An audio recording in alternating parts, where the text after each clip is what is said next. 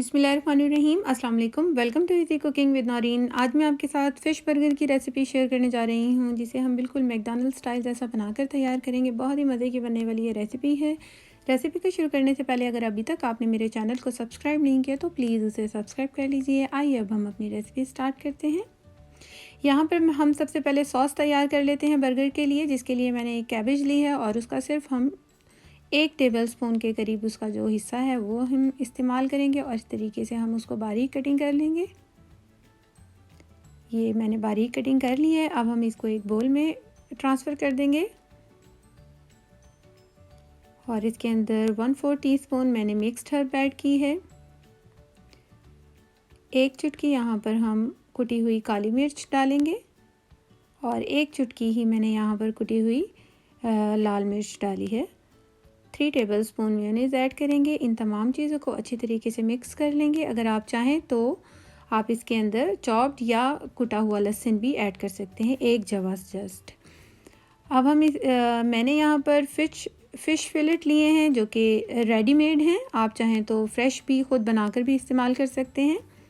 मैं यहाँ पर रेडीमेड इस्तेमाल कर रही हूँ। अब हम इसको फ्राई कर लेते हैं। 2 से 3 टेबलस्पून मैंने ऑयल डाला था एक पैन में। लो टू मीडियम फ्लेम पर हमने इनको फ्राई करना है। मैं इसको ढक कर फ्राई कर रही हूँ ताकि ये जो फ्रोज़न है तो वो अच्छी तरह से कुक हो जाए। ये हमने एक साइड से 1 मिनट के लिए फ्राई करना है और दूसरी साइड से फिर हम 1 मिनट के लिए दोबारा फ्राई करेंगे इसको। और अब हम एक मिनट के लिए मज़ीद इसको फ्राई करेंगे और उसके बाद इसको निकाल लेंगे। यहाँ पर मैंने बन लिए हैं जिसको हम दरमियान में से कट कर लेंगे।